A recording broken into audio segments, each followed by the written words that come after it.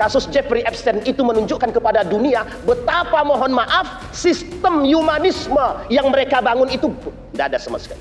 Salah satu program yang mereka sebarluaskan apa? PT. Dan itu program tunggal global, Pak, untuk merusak.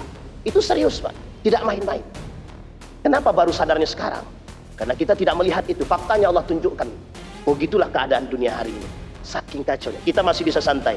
Kita punya generasi, Pak, anak-anak, anak muda kita, yang hari ini yang paling kita khawatirkan bukan generasi tua, yang paling kita khawatirkan bukan anak-anak, tapi yang paling kita khawatirkan hari ini adalah generasi muda kita yang dalam dua kondisi, terombang-ambing. Bayangkan, di tengah rusaknya pendidikan, di tengah rusaknya politik, di tengah rusaknya ekonomi, mereka berada pada kondisi harus mempertahankan apa? Imankah? Akhlakkah? Ilmukah? A'udzu billahi minasyaitonir rajim. Bismillahirrahmanirrahim. Assalamualaikum warahmatullahi wabarakatuh.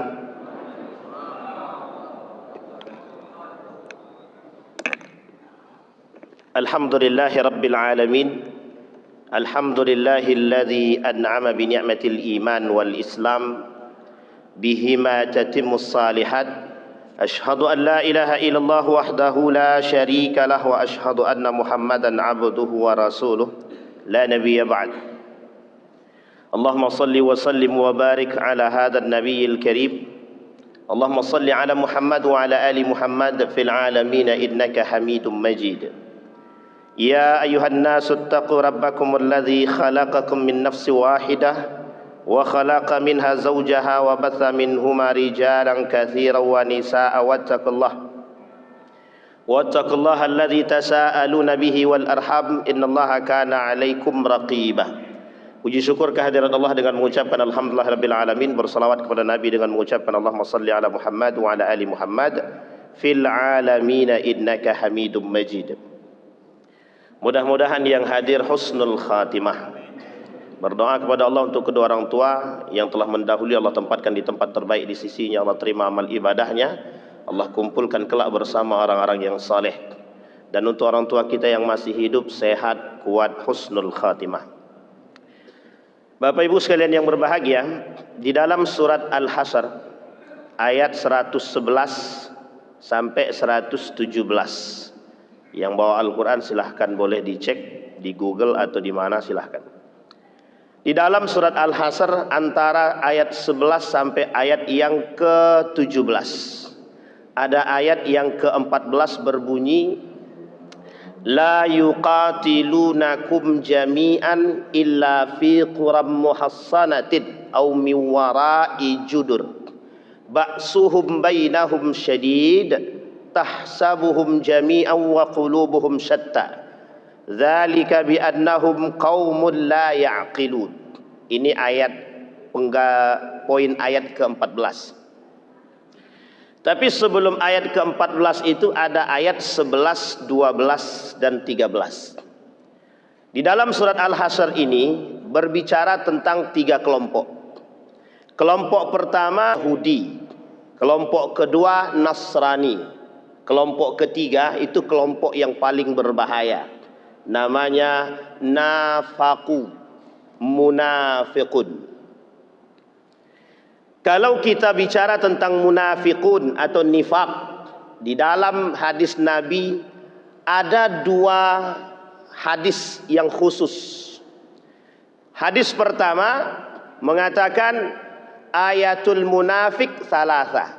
Tanda orang munafik 3. Idza haddasa kadzaba wa idza wa'ada akhlafa wa idza tumina khana. Bicara dusta, janji ingkar, kemudian amanah khianat. Itu secara sifat daripada kategori munafik. Di dalam hadis yang kedua kata Nabi, arba'un man kunna fihi kana munafiqan khalisa. Ada 4 karakter orang munafik. Satu di antara 4 ini, 3-nya sudah kita sebut. Yang terakhir itu wa idza jadala asyrafa. Kalau mereka berdebat, berkelahi, bertikai, mereka kemudian berlebihan, kata Nabi. Bapak Ibu sekalian yang berbahagia, Di dalam surat Al-Hasyr ini ada sebab musabab. Kita bicara dulu pertama Nabi datang ke Yasrib. Nabi datang ke Yasrib, ada satu kelompok yang tidak suka, dikepalai oleh Abu Ubaid bin Salul. Abu Ubaid bin Salul ini adalah gembongnya munafik kelak di Madinah. Jadi kepala daripada orang munafik di Madinah itu ada namanya Abu Ubaid bin Salul. Kenapa Abu Ubaid bin Salul ini menjadi orang munafik? Ada sebab, ada. Sebabnya sederhana saja. Sebabnya adalah kekuasaan. Sebelum Nabi datang ke Yasrib, itu seharusnya yang akan menjadi pemimpin Yasrib itu adalah Abu Ubaid bin Salul sebagai calon terkuat menjadi pemimpin Yasrib. Calon terkuat. Tetapi orang-orang Yasrib ini sudah mendengarkan Islam sebelum Nabi datang. Mereka masuk Islam terlebih dahulu.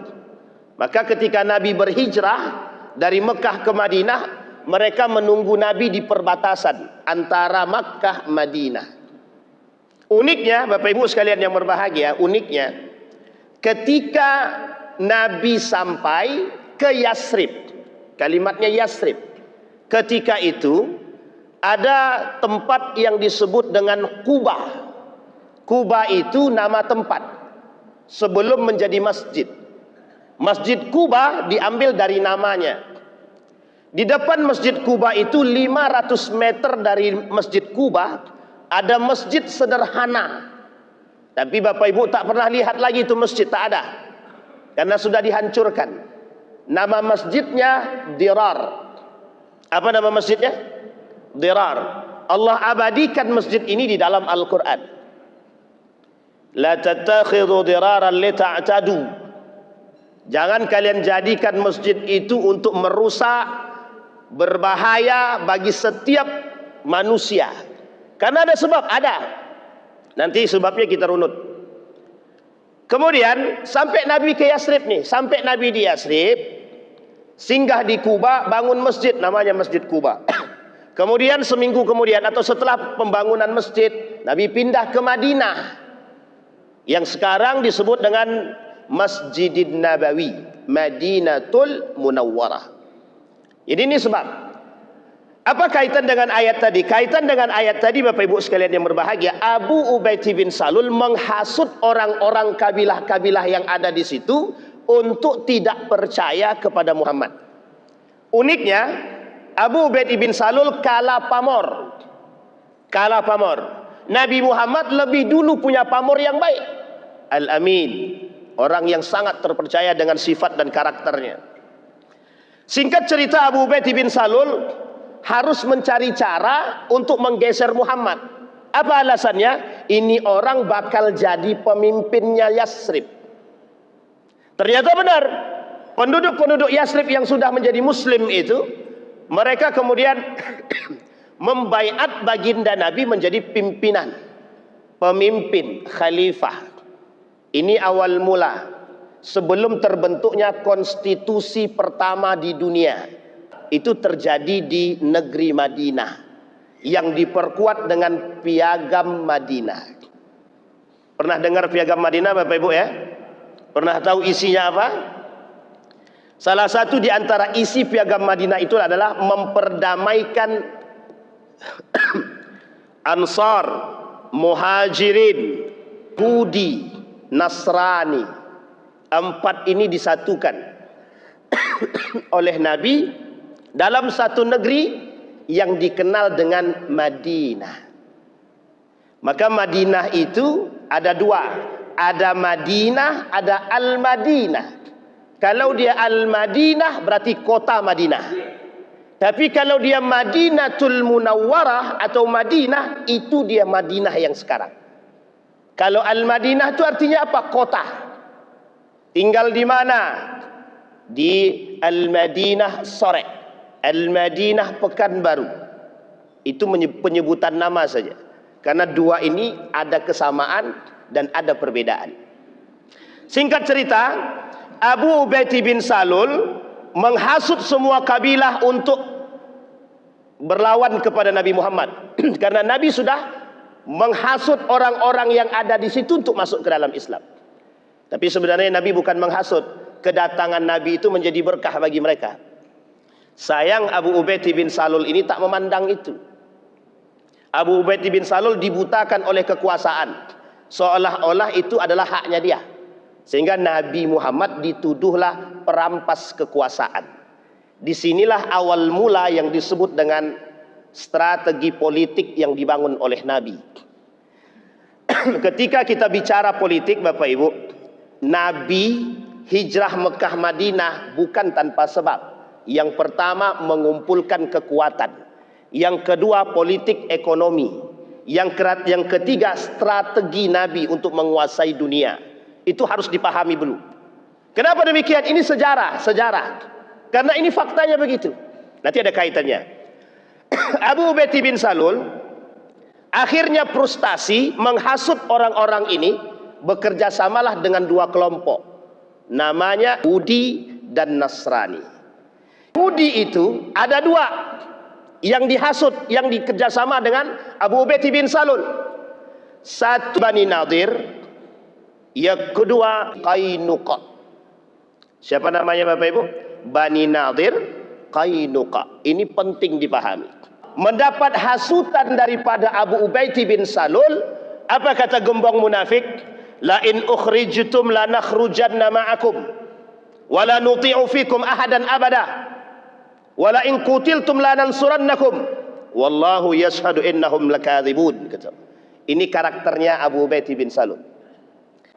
Kata Abu Ubaid bin Salul, kalian pokoknya bikin onar di Madinah, kami akan bantu kalian. Nanti kita lihat karakter Yahudi dari dulu sampai sekarang. Hampir mirip Pak, tidak ada bedanya. Apa kata Abu Ubaid bin Salul? Kalian pokoknya buat rusuh. Kalau kalian dikeluarkan dari Madinah, kami ikut dengan kalian, kata Abu Ubaid bin Salul. Kalau kalian dibunuh, kami yang akan bantu.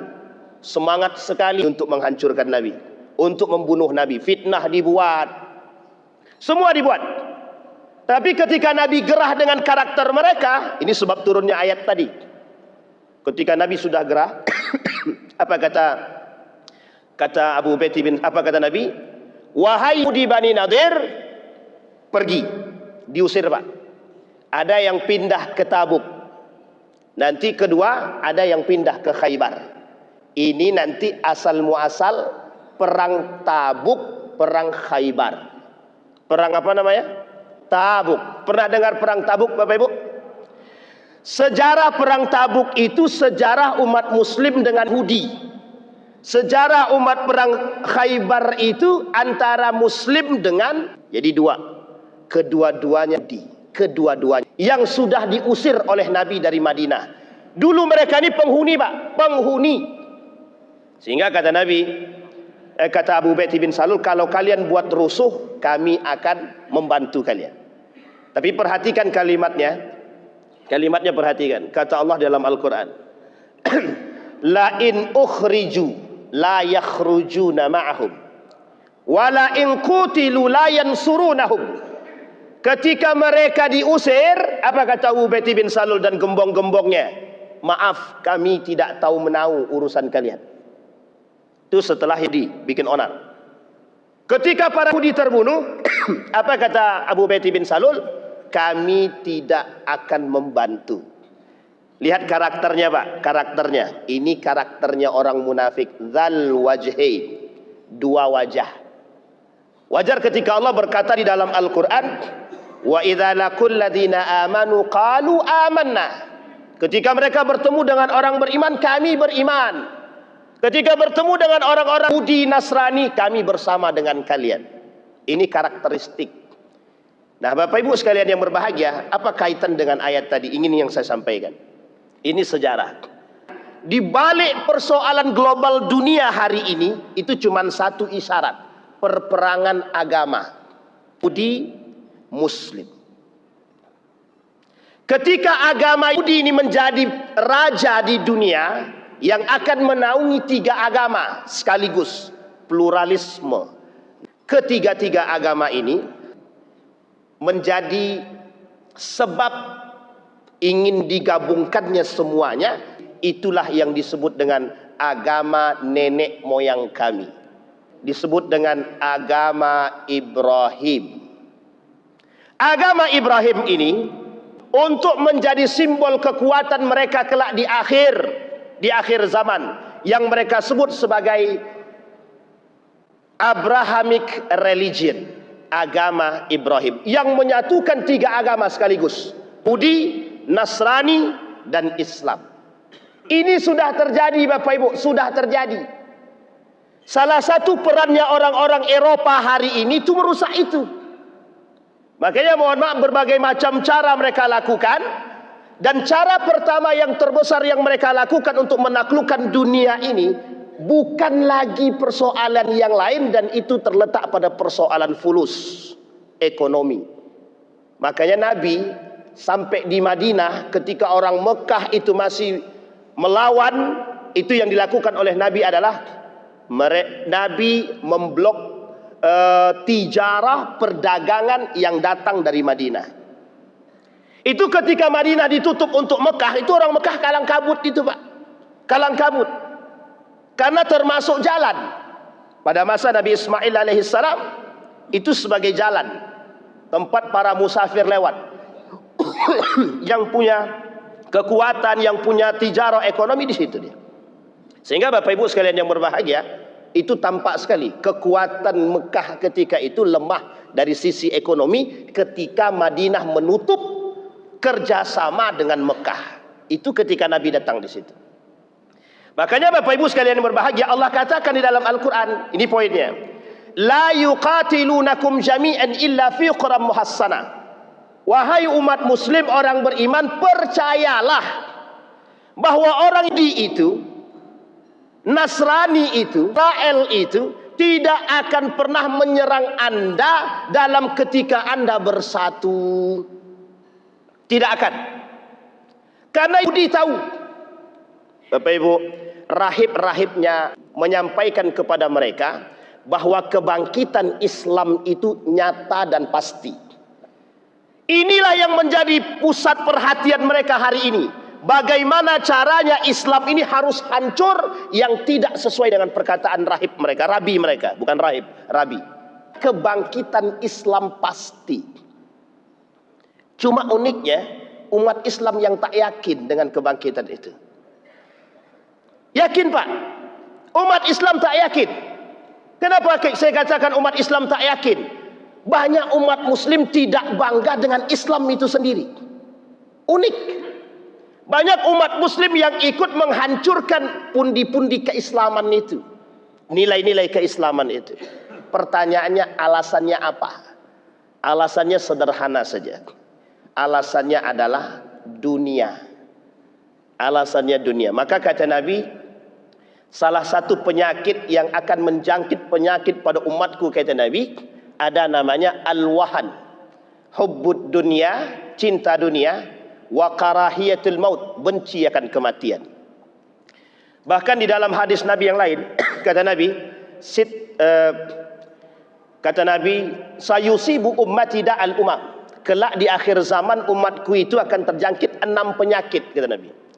Yang pertama, al-ashar wal batar.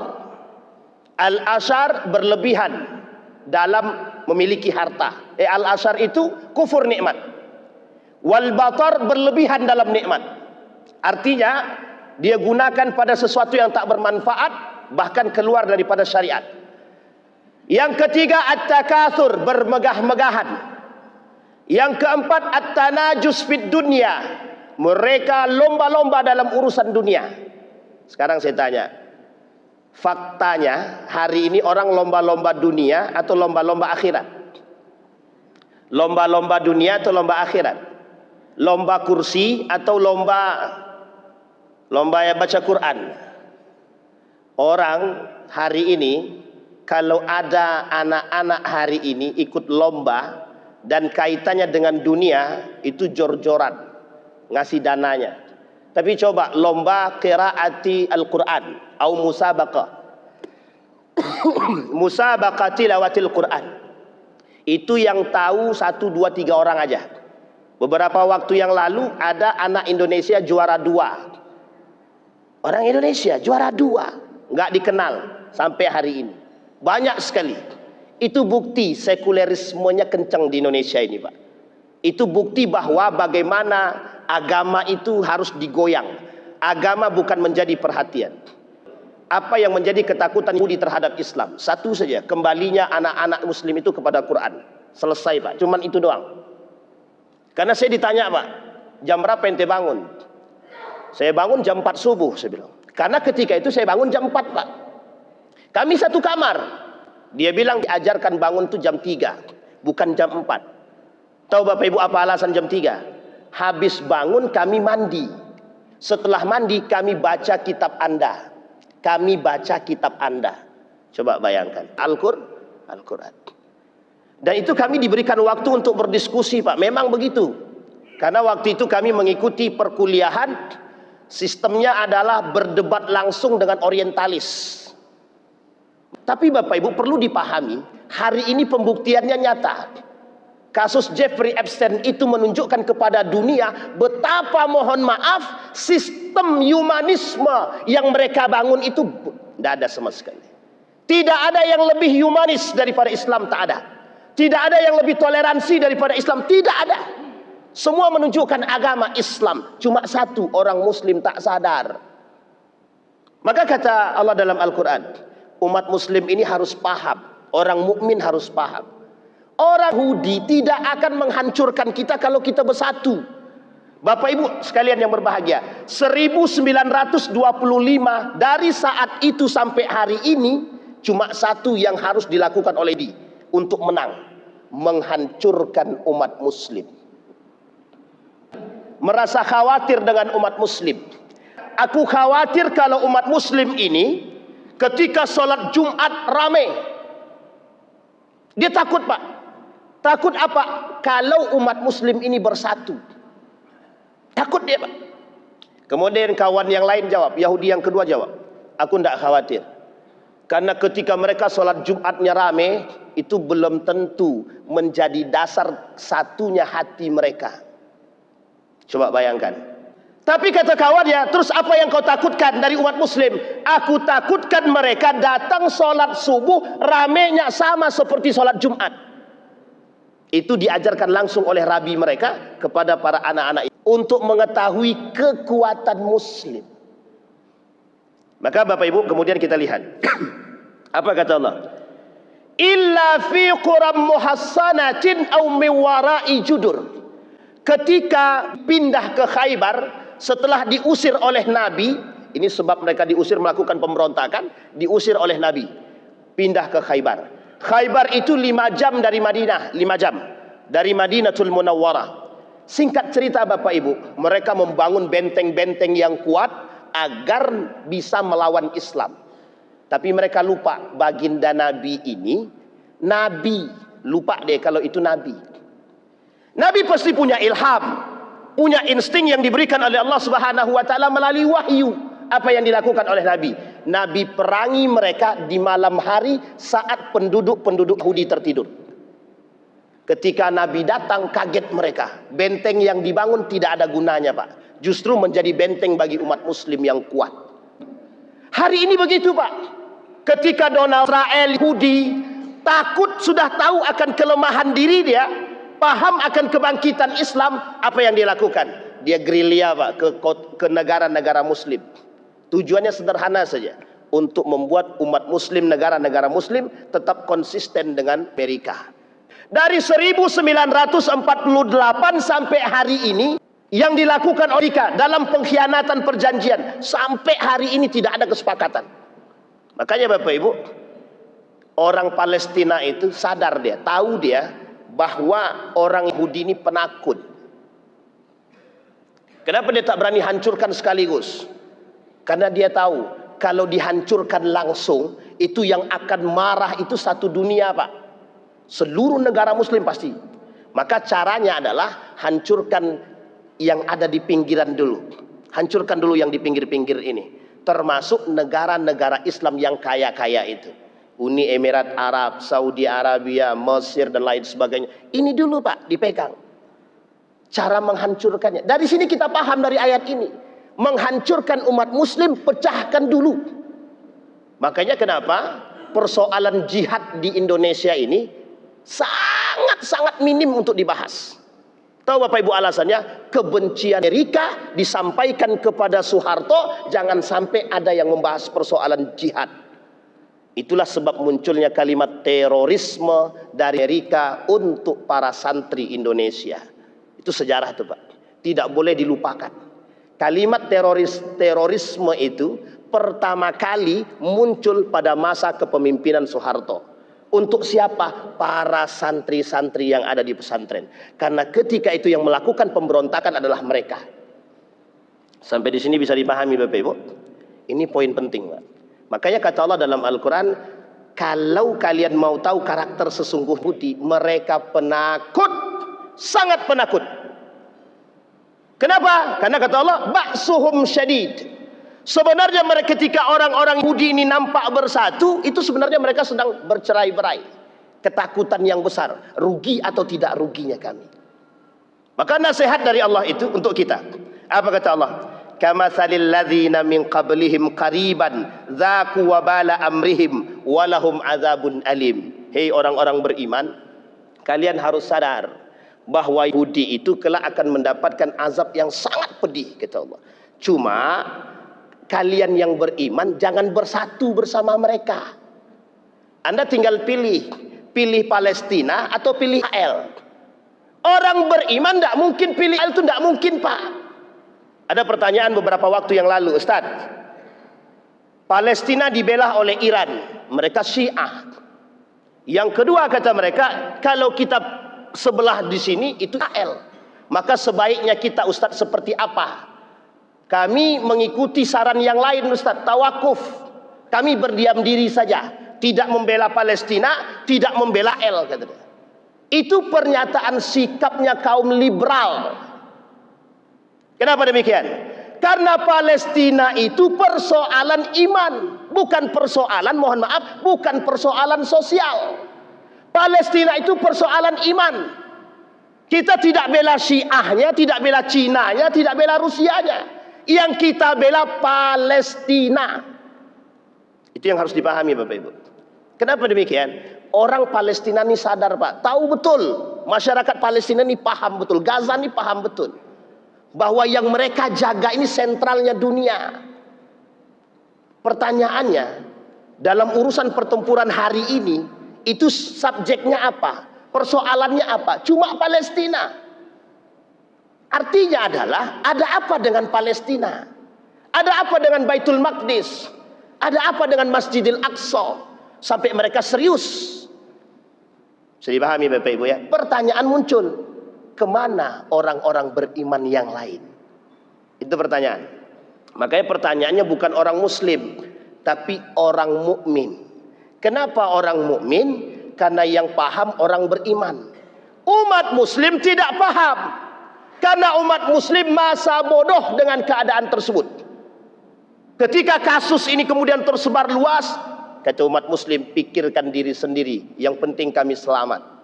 Salah satu penyebab rusaknya ibadah seseorang, kata Imam Al-Ghazali dalam kitabnya Asnaful Maghrurin, tidak punyanya umat muslim itu perhatian terhadap sesama muslim, sebab daripada tidak diterimanya ibadahnya.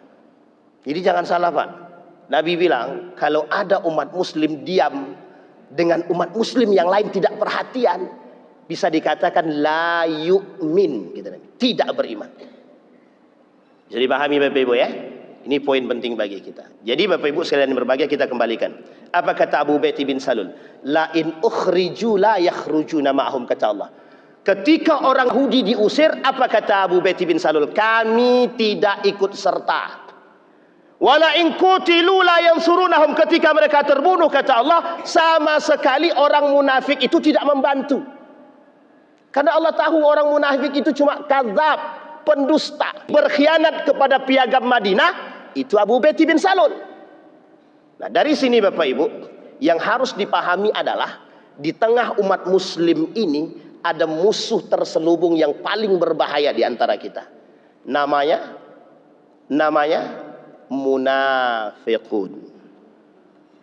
Orang Nasrani jelas kenasraniannya, Pak. Orang kafir itu setidaknya ada dua. Satu zimmi, kedua harbi. Bapak Ibu harus paham bahwa kita ini ketika berhubungan dengan orang kafir ada etikanya, ada adabnya, ada hukumnya. Bermuamalah dengan orang kafir zimmi, orang yang kafir berada dalam tanggungan umat muslim, boleh, silahkan, tapi ada batasannya. Tapi bermuamalah dengan musuh bagaimana?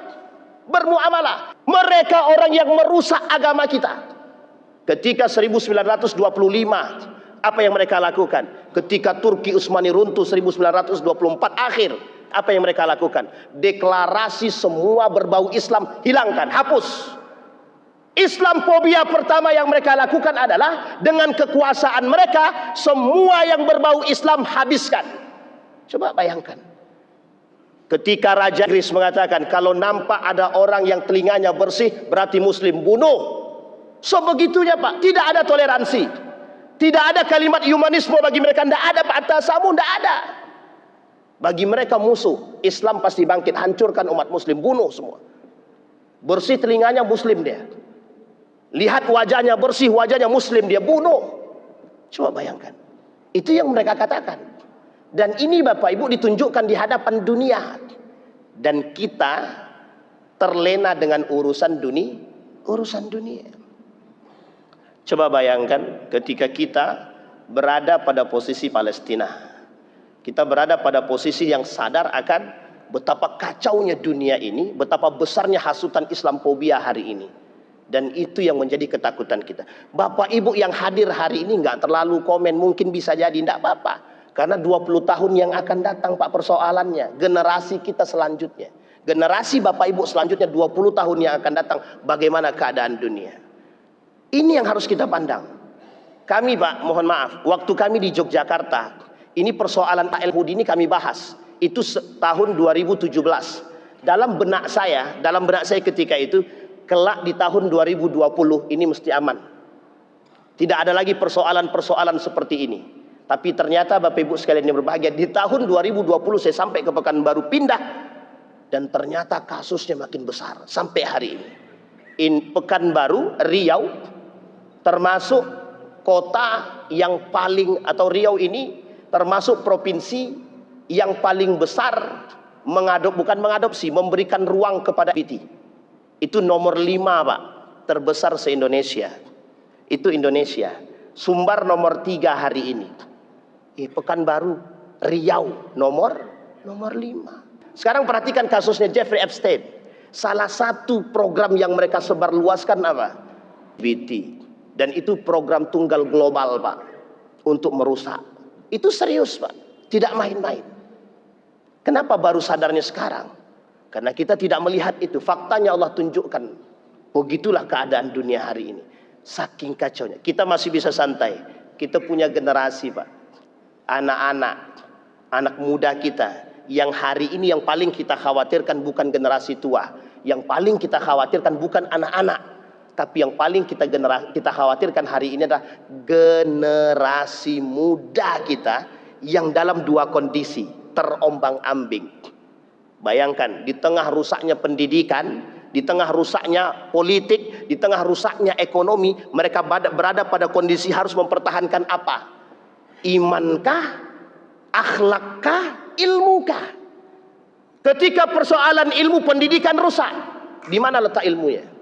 Ketika persoalan politik rusak, di mana imannya? Di mana adabnya? Di mana akhlaknya? Persoalan kita dihadapi itu. Kita yang hari ini tua-tua itu melihat kondisi tersebut. Di sini, Pak, poin pentingnya. Yahudi tak bisa dikasih ruang. Tidak bisa dikasih ruang. Beberapa waktu yang lalu, satu video dari seorang Yahudi tersebar di mana-mana videonya. Apa videonya? Ingin masuk ke dalam kurikulum negara Republik Indonesia. Semoga Pak Prabowo melihat itu. Kalau Pak Prabowo melihat itu dan mengerti dia, mesti akan diperbaiki. Jadi Bapak Ibu sekalian yang berbahagia, ketika Kementerian Agama kita bekerja sama dengan Amerika dalam urusan Kementerian Agama bekerja sama dengan Amerika, itu perlu menjadi sorotan untuk kita bersama. kemana arah daripada pendidikan keagamaan kita ke depan. Sampai di sini bisa dipahami Bapak Ibu ya. Inilah yang disebut oleh Kiai Misran Agus Mar itu, yang disebut dengan perang pemikiran. Kita tak diperang dengan harta, tapi kita diperang dengan akal. Kita dibuat terlena dengan keadaan, tapi sama sekali kita tak sadar dengan kondisi kita hari ini. Betapa kekuasaan hari ini yang mereka miliki hari ini telah disusupi untuk program satu saja, sekuler. Dari ayat ini kita paham pengkhianat pertama yang mereka lakukan kepada baginda Nabi Muhammad SAW. Di dalam Al-Quran, pengkhianatan itu bukan satu kali. Mulai dari Nabi Yakub alaihissalam, penipuan yang mereka lakukan sampai hari ini. Terakhir pada Nabi Isa, sebelum datangnya Nabi Muhammad SAW. Kita runut Pak, Nabi Yakub alaihissalam, apa yang dilakukan oleh anak-anaknya kepada Nabi Yakub? Pengkhianatan, menipu, berbohong, itu yang mereka lakukan kepada Nabi Yakub alaihissalam. Turun temurun Pak kepada Nabi Yusuf alaihissalam sampai pada Nabi Isa, sama semua perbuatan mereka. Pertanyaannya adalah bagaimana kondisi Yahudi ketika dihadapkan dengan baginda Nabi Muhammad SAW? Sama, tidak ada satupun. Yang merusak piagam Madinah adalah Yahudi dan Nasrani. Maka Bapak Ibu, kita hari ini tidak berperang dengan yang lain, kita berperang dengan Yahudi. Salah satu program mereka adalah satu tempat tinggal yang jelas, namanya negara. Sejauh negara ini belum terbentuk, apapun pasti akan mereka lakukan, termasuk harus membunuh manusia. Karena satu Bapak Ibu, rabi mereka itu pernah mengatakan kepada para tentara-tentara itu, kalau Anda membunuh anak Palestina dan Gaza, maka tempat Anda di surga. Jadi sebegitu halalnya darah anak-anak Gaza dan Palestina itu bagi orang-orang Yahudi. Pertanyaan muncul, kok bisa kita kerjasama dengan mereka? Bisa dipahami Bapak Ibu ya? Kok bisa kita kerjasama dengan mereka? Disinilah yang disampaikan oleh Dr. Fahmi Salim dalam ceramah beliau di mana-mana. Beliau katakan, tidak beriman seorang muslim yang tidak punya perhatian terhadap Palestina. Sampai di sini bisa dipahami Bapak Ibu ya. Mudah-mudahan dari penyampaian kita yang singkat ini, dari poin yang kita sampaikan, dari ayat yang kita sampaikan ini, bisa menjadi perhatian bagi kita umat muslim, bahwa mohon maaf, keadaan kita ini bukan sedang baik-baik saja, tapi memang berada pada posisi yang tidak baik-baik saja. Maka yang perlu kita khawatirkan adalah generasi, bukan Bapak Ibu, tapi generasi setelahnya. Kekhawatiran kita harus kita timbulkan dari saat ini. Kita harus punya sikap terhadap mereka. Bayangkan Bapak Ibu, ketakutan orang hari ini terhadap sekolah itu sangat drastis. Beberapa waktu yang lalu dari data yang kita temukan itu, ada beberapa sekolah termasuk pesantren itu, bahkan di pesantren Bapak Ibu sekalian yang berbahagia, apa yang mereka takutkan? Kami takut tidak ada siswa yang mau belajar. Ternyata terbukti. Ada salah satu pondok pesantren terbesar di Indonesia ini, setiap tahunnya itu pendaftarannya 2.000 lebih. Tahun ini cuma 400. Sementara dia punya 23 cabang. Kira-kira bagaimana cara membaginya 400 tadi Pak? Dan uniknya sampai hari ini masih berada pada posisi yang 400. Di Pekanbaru ada satu sekolah yang muridnya sudah berkali-kali dilakukan promosi, hanya satu orang yang daftar. Itu pondok pesantren Pak. Bagaimana dengan sekolah-sekolah negeri yang sudah mulai tutup satu demi satu? Bisa dipahami maksudnya Bapak Ibu ya? Di sini poin penting bagi kita semua Bapak Ibu, sebagai perhatian bagi kita.